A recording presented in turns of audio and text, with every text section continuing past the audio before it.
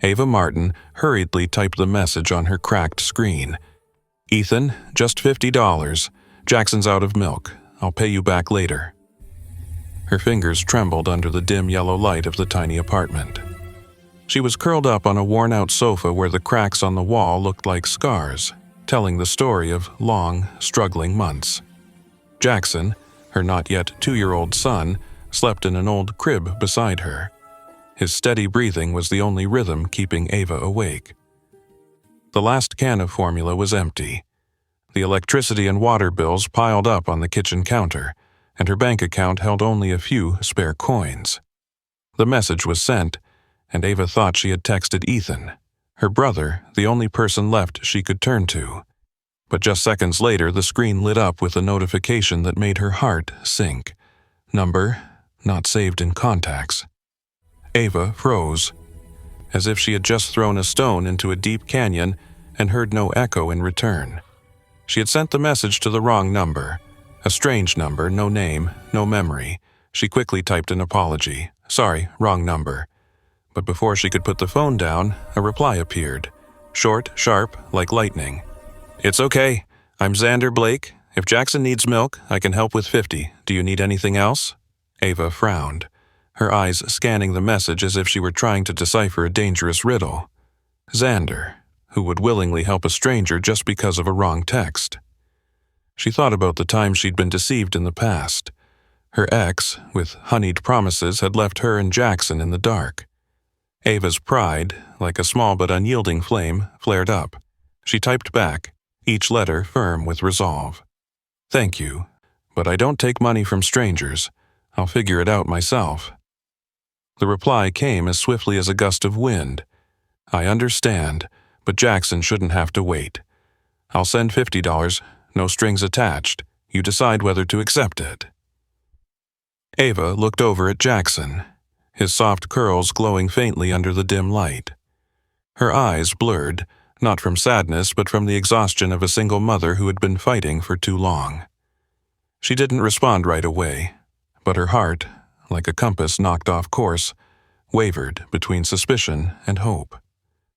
The next morning, a bank notification nearly made Ava drop her phone. Not $50, but $5,000 had been transferred from an account under the name Xander Blake. She stood frozen, her breath caught in her chest. $5,000. Enough to pay rent, buy formula, and even a new winter coat for Jackson. But why? Who was this man? And what was his motive? The doorbell rang, pulling Ava out of her thoughts. A delivery man dropped off 4 large boxes filled with children's clothes, toys, and expensive formulas she had only dared to glance at through the grocery store window. Inside one of the boxes she found a handwritten letter, the pen strokes firm, but carrying a warmth of sincerity. "Jackson deserves more. I hope this helps your family. Xander." Ava sat down on the floor, the letter trembling in her hand. She opened her laptop and typed Xander Blake into the search bar. The results surged like a wave. Xander Blake, CEO of Titan Biotech, a leading biotech corporation. Articles described him as a private man, a widower with significant charitable contributions, but always avoiding the spotlight. None of them explained why someone like him would care about her, a struggling, single mother barely getting by. She called the number back, her voice cold. "Mr. Blake, I appreciate your kindness, but I can't accept $5,000 or these boxes. I don't know you, and I don't want to owe anyone." Xander's voice on the other end was deep and calm, like a still lake. "I don't expect anything in return, Ms. Martin, but I looked up your number after the wrong message. I know you used to work as an auditor and have a background in biology. Titan Biotech needs someone like you. Come meet me, and we can talk about a job." Ava was stunned, her heart fluttering like a trapped bird. "How do you know my name? And why should I trust you?" "I don't make a habit of helping strangers without checking," Xander admitted. "Your records show you're honest, and I need someone who isn't tied to existing company networks. Come to Titan Biotech. If you're not interested, I'll return the money and the items." Ava stayed silent, her mind spinning. She remembered the days when she worked at an auditing firm before Jackson was born, and life turned upside down. Her background in biology, just a college degree, had once been her pride.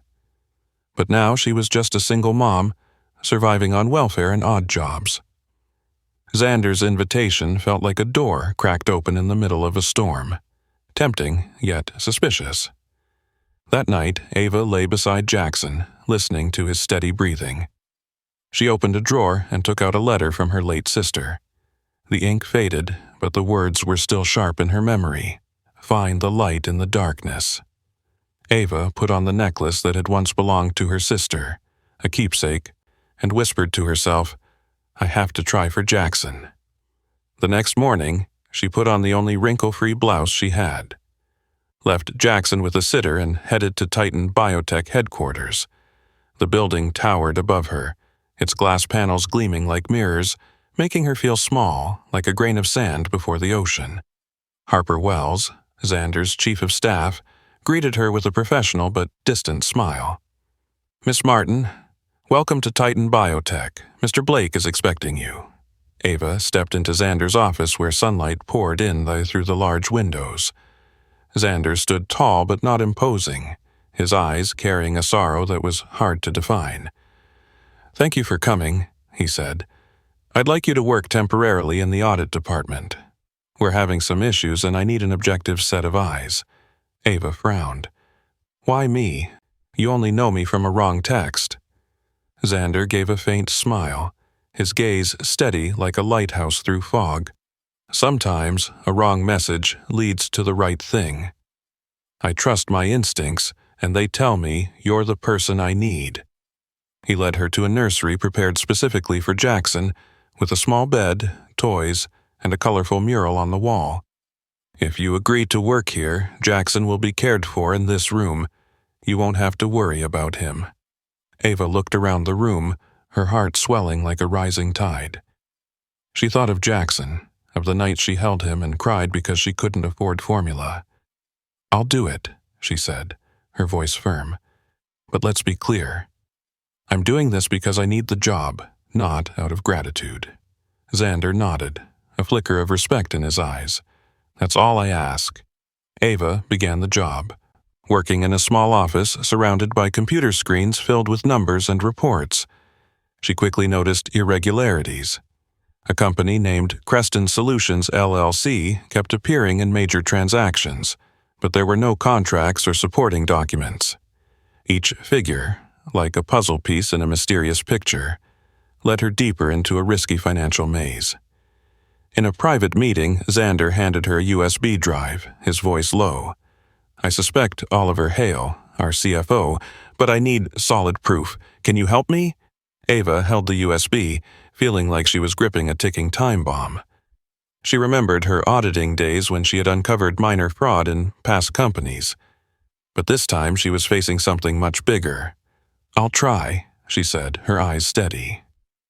Ava Martin sat in her small office at Titan Biotech, the glow from her computer screen casting shadows across her face like a map leading into a maze with no way out.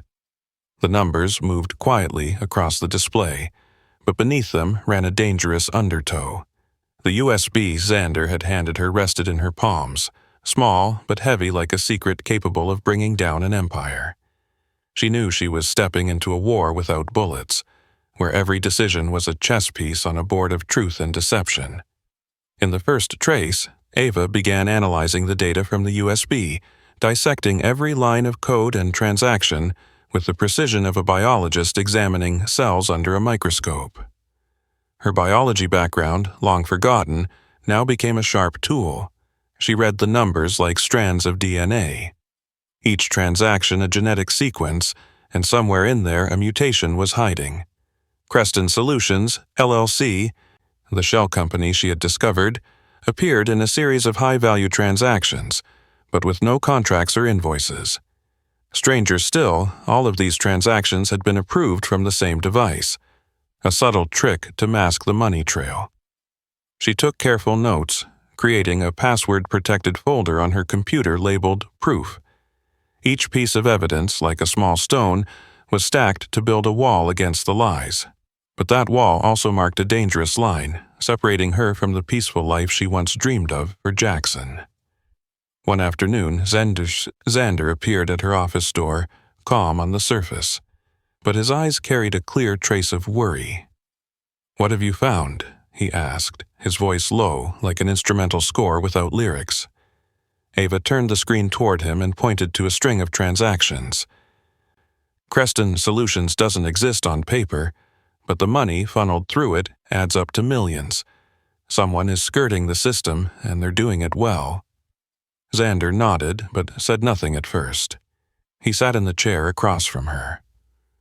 The late afternoon sunlight cut across his face and revealed lines etched by past wounds. "I've been betrayed before," he said, recounting a long-buried story. "A trusted financial advisor embezzled millions from my last company. I didn't just lose money, I lost trust. That's why I chose you, Ava. You're not part of the power circles here." Ava looked at him, feeling the wall of suspicion between them start to thin. She thought of Jackson, of the nights she held him tight and wondered if she could shield him from the world's cruelty. "I've been betrayed, too," she said softly but firmly. "The man I loved left me and Jackson without a word. I don't want Jackson to grow up in a world full of lies." Xander nodded again, his eyes like a lighthouse guiding her through the storm. "We have a common goal, Ava. But Oliver Hale isn't someone you take lightly. He's a master manipulator." Oliver Hale, Titan Biotech's CFO, was a man with a smile sharp as a blade and eyes cold as ice. He moved through the company like a snake, quiet but lethal, always knowing how to earn people's trust. Ava noticed it during a board meeting when Oliver spoke of sustainable growth in a voice as smooth as velvet. But she also caught the glances between two board members, their nods too quick, as if already bought by his sweet promises. Oliver didn't just manipulate the board. He tried to win over Harper Wells, Xander's chief of staff. In an email Harper accidentally exposed while sharing files with Ava, Oliver offered her access to internal logs in exchange for a higher position if she cooperated. Harper, always composed and professional, didn't respond immediately, but Ava noticed hesitation in her eyes. One evening, while Ava stayed late at the office, Harper walked in holding a coffee. "What are you doing with those numbers, Martin?" Harper asked, voice soft but sharp. Ava hesitated, remembering Xander's warning, "Don't share anything with Harper." But when she looked into Harper's eyes, she saw not hostility but curiosity. "I'm looking for the truth," Ava answered calmly. "Have you ever wondered why a company as big as Titan Biotech has transactions no one can trace?" Harper was silent, then turned to leave. But before stepping out, she said, "Be careful. Oliver doesn't like curious people." Ava continued digging into the data, storing evidence in the proof folder with a password only she knew: the snake trap. Xander and Ava devised a plan to trap Oliver Hale. They created a fake memo crafted to look like a sensitive internal document containing details of a major transaction with Creston Solutions. The memo was circulated through the internal system, but only Oliver and a select few had access. Following Xander's guidance, Ava installed a tracking program to monitor every interaction with the file. To ensure nothing went wrong, Xander introduced Ava to Lena Cross, a former FBI investigator turned independent consultant. Lena, with silver-dyed short hair and eyes sharp as blades, entered the office like a storm. "Xander told me about you last week," she said, confidently. "He suspected Oliver for a long time, but lacked evidence. You're the key." Ava was taken aback. "Why didn't he bring you in earlier?" Lena smiled. "Xander's cautious. He needed someone on the inside to validate his suspicions before pulling me in." Lena helped Ava encrypt the data, making sure that even if Oliver discovered the trail, he couldn't destroy the evidence. They also set up a secure backup on an off-site server. Beyond Titan Biotech's reach, every move was calculated with precision. Tension rose as Oliver began to grow suspicious. He didn't confront Ava directly, but sent an anonymous email from a fake account warning her, "Don't dig too deep unless you're ready to lose everything." Ava read the message, her heart pounding, but she wasn't afraid. She'd already lost everything: her home, her lover, her trust, and now she had only Jackson left to protect. She decided to confront Harper. In a private meeting, Ava laid a folder on the table in front of her, pointing to the evidence of Oliver's transactions. "You could side with him," Ava said, her voice calm but sharp. "But do you really want to work for someone who would sell everyone out for money?" Harper looked at the documents, her hand trembling slightly. She remembered Oliver's promises of power and wealth, but she also remembered Ava's eyes, the gaze of a single mother brave enough to stand for the truth. "I'm not promising to help you," Harper said quietly, "but I won't stand in your way." Ava, Xander, and Lena Cross held a private meeting in a soundproof, glass-walled conference room. Lena, sharp as ever, opened her laptop and laid out a 38-page dossier compiling all the evidence against Oliver. "This is our ammunition," she said, "but we need a stage to fire it." Ava proposed a bold idea: an internal live stream, only accessible to Titan Biotech employees and the board of directors. "We need to make the evidence public but under control so we don't breach confidentiality laws," she said. "If Oliver strikes first, he'll twist the truth." Xander hesitated, but his eyes lit up as he looked at Ava. "Are you sure about this? It's a dangerous step." Ava nodded, her hand gripping the keepsake necklace from her sister. "I've come too far to stop now, and I believe truth will win." On the day of the live stream, Ava stood outside the main boardroom, her heart pounding like war drums. The room was packed with board members, senior executives, and even a few invited journalists acting as neutral observers. Oliver, in a flawless suit and confident smile, sat in the front row, his eyes like a snake watching its prey. Ava took a deep breath. Her eyes found Xander standing in the corner, and Harper, who was managing the live stream controls. Ava began speaking, her voice slightly shaky, but every word dropped like a stone into a silent lake. "I'm not here to convince you to trust me. I'm simply asking you to look at the data." The large screen behind her displayed Creston Solutions transactions, Oliver's access logs, and the emails he sent to manipulate board members. Each piece of evidence sliced through Oliver's web of deception like a blade. The board members murmured, some shaking their heads, others staring at Oliver with growing suspicion. Oliver stood abruptly, his voice sharp. "This is a smear campaign. Miss Martin is a temporary employee. She has no authority to make these allegations." But before he could continue, Harper stepped forward, holding up a security badge. "Your badge, Oliver," she said, her voice cold. "It's been deactivated since this morning." Xander stepped up, his eyes ablaze. "We have a federal investigator verifying the evidence. Oliver, your game is over." For the first time in his career, Oliver lost his composure. He scanned the room for allies but found only cold stares. He collapsed into his chair, his face pale, as if the color had been drained from a once carefully painted portrait. After the live stream, Ava walked out of the boardroom, her legs trembling, but her heart light. At the reception desk, the receptionist, who had once only offered polite smiles, handed her a card. Inside it read, "You are brave. Thank you." A daycare worker, one who often cared for Jackson, slipped her a note. "Jackson is proud of his mom, and we are too."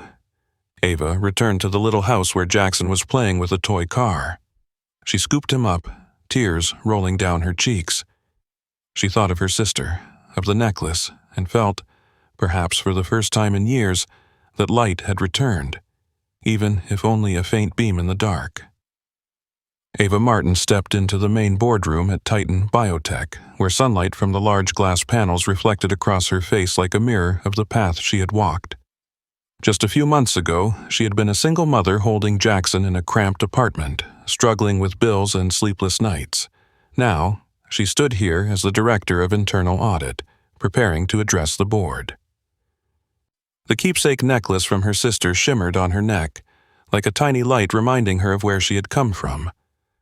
Ava thought of the journey she had taken, from a desperate mother to a leader, from a wrong text to a war for truth. In her first meeting as Director of Internal Audit, she presented a 3-tier audit system, a tightly woven network of oversight, ensuring no transaction could slip through the cracks the way Creston Solutions once had. She spoke, her voice clear as a bell. "We're not just auditing finances, we're auditing trust." The room was silent, not from doubt, but because they realized Ava was not just another employee. She was a flame, burning bright in the shadow of past mistakes. One board member, who had previously supported Oliver Hale, stood and nodded. "You have my support, light from the past." That evening, Ava sat in her new office, a larger space with windows overlooking a city glittering with lights. She opened a drawer and pulled out her sister's letter. The handwriting had faded, but the words still etched clearly in her memory. "Find light in the darkness, and never let anyone take your dignity." Ava touched the necklace, feeling as if her sister were still there, guiding her through the darkest days. Her mind drifted back to when her sister was alive, when they used to sit on the porch, laughing and dreaming about the future. Her sister had encouraged Ava to study biology, then later shifted to auditing, saying, "You have eyes that see the truth." When her sister died from illness, Ava felt like the light in her life had vanished. But now, standing in this office with the evidence that had taken Oliver down and a new future for Jackson, Ava knew her sister was right. The light always exists. You just have to be brave enough to find it. She put on the necklace, stood up, and looked out over the city. Titan Biotech, once a maze of secrets, was now a place she could rebuild, not just for herself, but for anyone who believed in truth. Xander Blake appeared at Ava's office door, his eyes carrying a gentleness Ava hadn't seen before. "You did it, Ava," he said, his voice as soft as an instrumental melody. "But I have another proposal. Take one afternoon off anywhere you want." Ava was surprised, but she nodded. They drove out to the suburbs to a small park by the river where sunlight filtered through the trees, casting shimmering patterns across the water. Jackson, brought by his daycare teacher, ran laughing across the grass, his voice like music in the air. Xander and Ava sat on a wooden bench, saying little, but the silence between them carried a peaceful weight.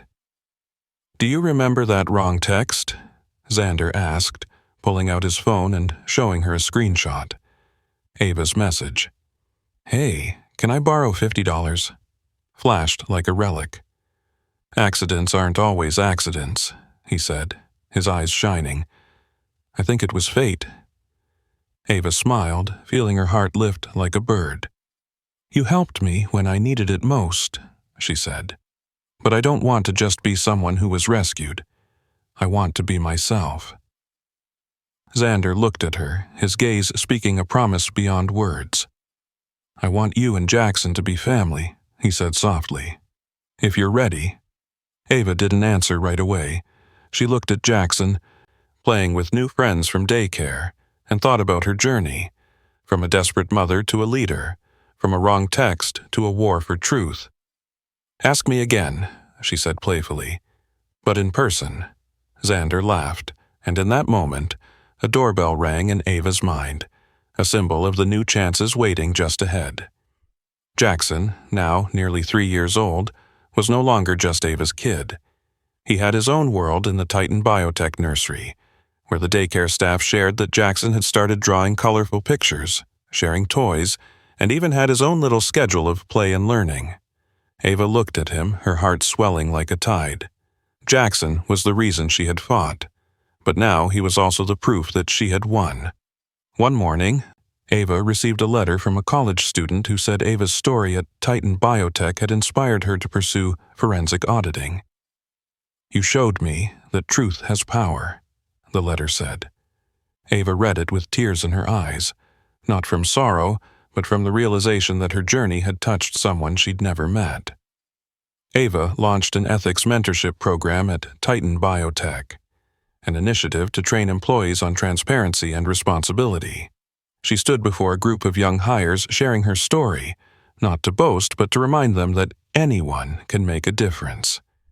"Truth isn't easy," she said, "but it's worth it." At the year-end meeting, Ava looked around the room where the eyes that once held skepticism now held trust. She thought of Xander, now a friend, an ally, maybe something more. She thought of Harper, who had chosen the truth, of Lena, who had helped turn evidence into a weapon. The story ended quietly. Ava and Xander stood outside her office, watching the city sink into sunset. "You kept your promise," Ava said, her voice light as the wind. Xander smiled, his eyes holding a new promise. Now it's time to make new ones. Ava nodded, feeling as if the door to a new world had just opened. She was no longer a lost ship, but a lighthouse, lighting the way for herself and others. Thank you for joining us in this inspiring journey of Ava Martin, a single mother who stood for truth, for her son Jackson, and for her own dignity. Each story we share isn't just words on a screen, it's a small flame that lights up hope and sparks courage in everyone who listens. If you enjoyed this story, follow Love and Empire to never miss the next emotional journeys. Don't forget to turn on notifications for new episodes and share this story with friends, family, anyone who could use a bit of light on a dark day.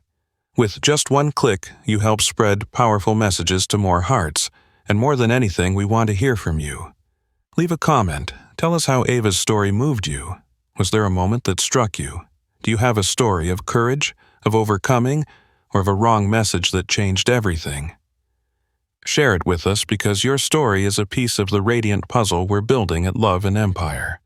Let's light up stories together because, as Ava proved, even the smallest light can make darkness back away.